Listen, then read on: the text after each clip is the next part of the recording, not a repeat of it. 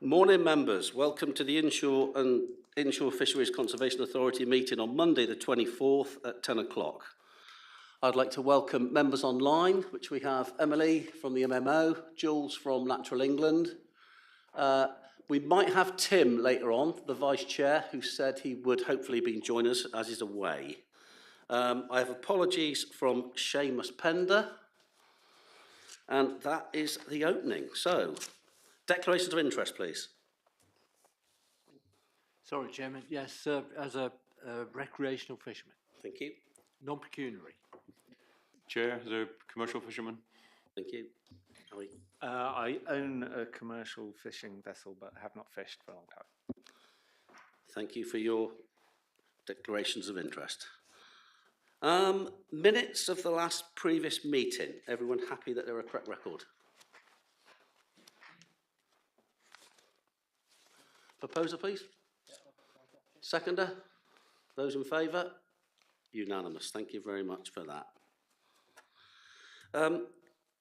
Urgent items. I've just got one thing I'd like to do. I'd like to thank our committee member, Nick, for attending the meeting in London and representing the islands. Yeah, I think you did a good job and I'm really pleased that you went, Nick. And a thanks again from the chair for attending that meeting. Thank you. Did you want anything you wanted to say on the meeting, or are you happy? Nothing in particular, Mr. Chairman, just to say, I mean, it is a long way for a 2-hour meeting, but on the other hand, if the Fisheries Minister turns up and fishermen aren't there, then we've got no sort of way of putting any pressure on them, so I guess in that respect, we need to be there. Thank you again. Part 1 for requiring a decision. Agenda item 4 is, I'll hand you over to Colin for the Chief Officer's report. Oh, thank you, Chairman.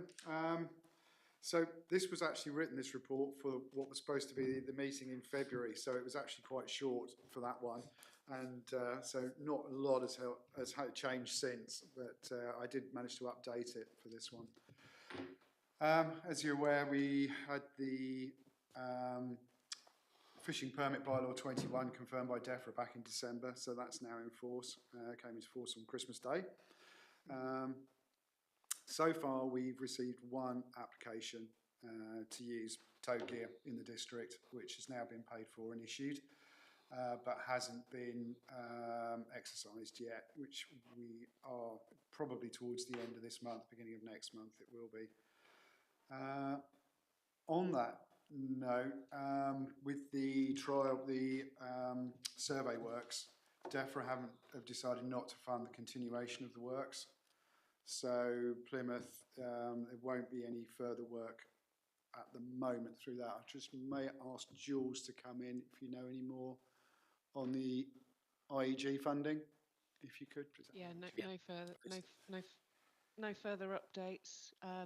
As you say, we've not been successful in getting the funding from DEFRA for the after study, and we're still trying to, or Plymouth particularly, are looking at ways to try and fund that gap. Thank you, Jules. Lovely, thank you for that, Jules. But we will, yeah, monitor the situation. In respect of the patrol boat, she was returned from Ribcraft at the beginning of January, and then we've had to wait for a slot to have her final survey carried out, which has been done now. We're now just awaiting the lifting of the suspension notice on her coding, because we had a suspension notice because it was over 4 weeks from the survey to being able to do the repairs. So unfortunately that means that she was literally unusable until such time, unusable commercially until such time as we get the full coding document back. So we're just literally waiting for that. And then, yep, then we'll pick a time and bring her home on a suitable weather window. So that's a good start on that one. And moving on to the next one. So just the next item on there was the pollock, which just a sort of demonstration of what what that closure has caused to sort of local businesses there. You can see, pretty much we've had it's been worth at least £8,000 a year first sale value, and then obviously last year tanking quite significantly. At the moment, again, pollock will be closed again this year, but the unavoidable bycatch has been reduced from last year's 100 down to 75 kilos a month. Again, sorry, Emily, would you mind is there any update on pollock at all? Thanks, Colin. Hi, everyone. Sorry I can't be there today in person. So there's no changes, unfortunately, to pollock at the moment. I'm discussing internally about the possibilities of maybe moving from monthly catch limits to quarterly catch limits to kind of assist in when you want to fish and making that slightly more sort of movable. But unfortunately, yeah, there's no change in the commercial tack and the bycatch limits moving forwards. I am in conversation with DEFRA about kind of bringing in additional measures, things like increases in minimum landing sizes, increases in mesh sizes, for instance, to kind of, try and complement the bycatch reduction. But yeah, unfortunately, no major movement at the moment. No, lovely, thanks for that. As I guess, everyone's starting to be a little bit more, a few more boats going out, starting to get some gear out now, so we're getting ready for the season, hopefully wait for a bit of decent weather. The tuna fishery was quite successful last year. I think out the one licence here managing to attain pretty close to their quota this year. And I did forward last week the statistics for the catch and release fishery. And I believe the applications for the commercial fishery are now all in for commercial licences. I'm looking at Emily again, sorry. With the tuna licences now and the recreational ones as well. Now, is that open for application? Yeah, so the commercial fishery applications opened last Friday. There's 15 vessels that are going to be licensed this year with 45 tonnes. So it'll be 3 tonnes per vessel. Applications are open until the 21st of April with a view to the fishery opening on the 1st of July. The recreational fishery will be opening on the 18th of July, but the applications are still in progress. They should be coming out soon. Great, thank you, Emily. And as I say, certainly for here, it's quite special. Lots of humpbacks around over the Christmas period, I believe, over there. Certainly seem to be following big schools of sort of baitfish, sardines, etc. Certainly seen across to the mainland as well. Over the winter, the enforcement officer attended the annual residential enforcement officers course. Just as an update, he hasn't done it for a while, so that was quite good. First one ever to been moved from Torquay, so a bit of a change there. I have to say, Steve, it was always Torquay, wasn't it? So after how many years? Probably 40 years. It's been to Hotel. Yeah. So now we moved to the Berry Head Hotel this time. He came over to Cornwall to assist with the oyster survey back in January. And it was really useful to have a skilled pair of extra hands there. It was. As you're aware, we advertised for, certainly we've advertised for one of the 2 fixed-term appointments. The closing date on that one was today, and I understand to this time we've had 14 applications for it. Hopefully local, that would work well. So the idea of the post is to enable us to be a little bit more flexible in our operation on the boat, because obviously with the Workboat Code 3 issues in terms of crewing, we need to have more on board most of the times when we do any patrols. So we do need those extra people, and I'm just hoping that we can get the other role advertised as quickly as possible. I think we're just waiting for it to go through the job evaluation panel, just to make sure it's properly graded. I'm just currently working on the annual plan, and it's obviously coming to the end of the year, it's the annual report, so I will be sharing the annual plan with you, hopefully by the end of the month, ready, and then that can be brought, final version be brought to next meeting, Chairman, and the annual report as well, on that. I think the other thing for next meeting to maybe consider would be, I think we need to maybe do a review of the fishing permit bylaw conditions in there, just to make sure they're as current as possible, because obviously the work you've gone through previously, probably, I mean, that started 4 or 5 years ago, maybe longer, so looking at maybe just making sure they're as up to date as possible, and then to go out for consultation if you feel there's any changes need to be required. Other than that, I think that's all for CO's report for the last quarter, Chairman. If there's any questions, please fire away. So firstly from me, I'd like to thank you for all your hard work and what you've been doing on the other side, especially the rib with the new code in 3, new sprung seats because we need 3, a whole raft of nightmares I think you've gone through and you've dealt with pretty good. Yeah, a lot of hard work gone into Colin, we do appreciate that. We'll be looking forward to when she returns, vigilant, and she will be out there hopefully with 3 crew. So looking forward to the future year. Just for members, like Colin just said, on the annual plan, as we're all aware, the annual plan is what our officers work to for the coming year. So it'll be worth a good look at it when you receive it, just so you're happy with it and how we're going to progress, because if there's anything you want to add to that annual plan, it would need to come to the next meeting just to let members know, okay? So from me, thank you, Colin. Questions, Steve? Just a couple of points, Chairman. Is PACE still still used in the enforcement courses? Police and prosecution and criminal evidence. Police and Criminal Evidence Act. Yeah, the course is very different to how it used to be.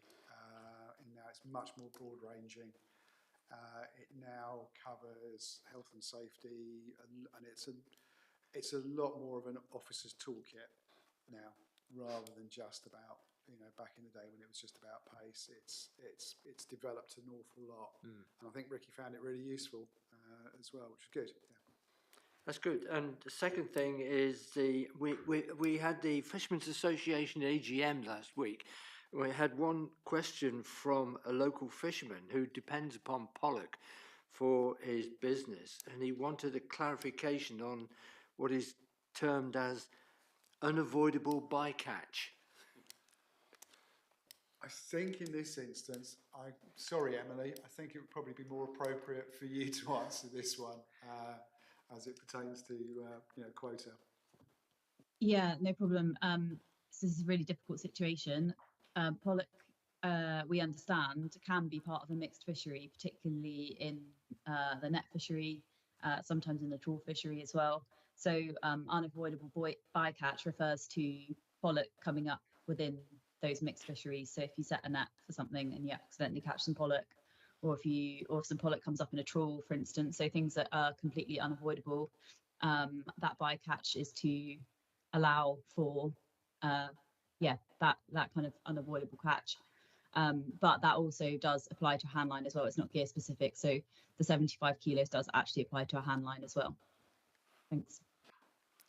Okay, thank you. And finally, I'm glad to see about the 3 people on board. It reminds me that you need 3 people now to dig a grave. Thank you. Any other questions? Any other questions for Colin on the report? No? Nothing from Emily, nothing from Jules now? Okay, thank you for your report, Col. We shall move on to agenda item 5, the budget monitoring. Me again, sorry. So this is the budget to end of February now, with a small update. on that. Again, showing a generally favourable variance, mostly due to staff costs, because obviously with the chief officer role being not properly filled at the moment, that's not having the usual expenditure there. We have received, since the last meeting, we've now received all of the Ardell funding, which is from DEFRA, which was 130,000 in total, which is for various tasks. It's not just general funding. There is requirements to deliver against that, which again, hopefully through those roles, which is how we're recruiting these roles, and they will help deliver on those functions. Transport costs obviously showing a slightly unfavourable variance, but that's, as you know, that's due to the unforeseen expenditure on the patrol boat. As always, we will be on profile at the end of the year, but we will be having quite a large transfer to reserves this year because of the additional money in from DEFRA, as well as the sort of the general underspend. So yeah, other than that, everything looking reasonably good into reserves for next year. Being able to fund these 2 additional part-time posts. Any questions? Thank you. On that? Any members got any questions on the budget? No? No? That remains to thank you again for that report. Thank you, Colin. So we'll move on to the Measure and Balance project and hand you over to Colin again, please. Now this one, I'm a little embarrassed in this one. Simon Pengelly from the association was supposed to be joining us today to be able to give the update, and he doesn't appear to be online, unfortunately. So he had a presentation. He did. For us. Unfortunately, I have not had sight of it, so I'm afraid, Chairman. That's fine. I'm rather embarrassed. Sorry. Yeah. Well, it's not. It's going to be. We've missed the vice chair as well. So. Yeah. Technology proves everything for us. That's good. Right. So really, that we can't do anything. What I suggest we do is we'll bring that back to the next meeting, and have an update from Simon. Then I think then that'll suffice with that. Yeah. Everyone happy with that? So I've got an apology from him. I think that will cover it. Nothing to report from you, Emily, is there? No, thanks, Andy. I'm happy to take questions on bluefin. I know that there'll probably be people on the island that are interested in applying this year. So if there are any bluefin questions, more than happy to elaborate further. But no, nothing further from me. Thanks. Thank you very much. There's no questions from members, is there? If there's any questions from local fishermen, we'll sure pass them on to you, okay? Yeah. Thank you. And Jules, you've already said there's nothing to update from you, which is great. I'm sorry about the short meeting, but it's one of them meetings to get the forum, we're having it. That's probably one of the main reasons. And then elections and PERDA next month, so there's a whole raft of things going on. I did have apologies from Dale, who was going to give us another update on the waterhole project for the legacy fishermen's, stuff. Sorry, Chair, may I ask Jules a question, please? Yeah, sure you can. Yeah. Jules, we had a fishermen's meeting last week, and we have had contact from the Duchy of Cornwall Harbour Office about somebody wishing to rent out jet skis on Briar and do wildlife tours on them. And although none of the fishermen wanted it, we've got no, real official objection because it won't affect fishing, and the same with the IFCA. But as I understand it, they would have to do an HRA, whoever sort of gave a license for these jet skis, which would come to you. Have you had any contact from the Duchy of Cornwall about HRAs for these jet skis? We've had an email from the Duchy, and we've provided some advice on that. As far as I understand, unless there's a licensing requirement from the council perspective, I don't see that it's a licensable activity from Natural England's point of view. We've provided some generic guidance around minimising disturbance to wildlife, and that has all been sent to the Duchy of Cornwall, as well as I sent a copy of that to Ricky and Colin. So, but I haven't heard directly from the jet ski operators. As I understand it, these things have a high pitch, which apparently can upset cetaceans and possibly seals. And if they're doing wildlife tours, they will be definitely looking at seals very closely, which are a feature of some of our MCZs. So I think perhaps that HRA would become applicable, and that. I mean, that's just my opinion, that we need to go back to the Duchy saying that they do need HRAs. Because there's a potential for disturbing wildlife within MCZs. Yeah, I think.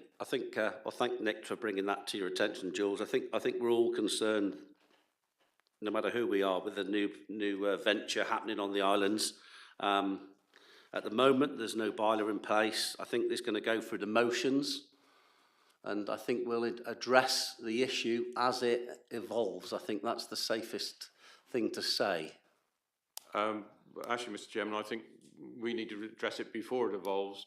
If the HRAs are needed, the Duchy would need to be coming to National England for that one, and perhaps if they aren't aware that HRAs are needed, it'll all become mist and it'll just disappear and it'll become a fait accompli. So my feeling is we need to be a bit more proactive to actually get through the Duchy. There is a potential wildlife disturbance and we need to be looking at HRAs. Yeah, I think, like I said, Nick, I appreciate you bringing it to the attention, but the IFCA has no powers at the moment on this particular issue. So I think we'll have to wait and see what happens. Okay. Right, like again, I'll apologise again for the short meeting. As there is nothing else on the agenda, I will close the meeting at 10:22. Thank you all for attending. Thank you, Thanks, Mr. everyone. Chairman. Thanks, everyone. Bye. Thank you. Bye.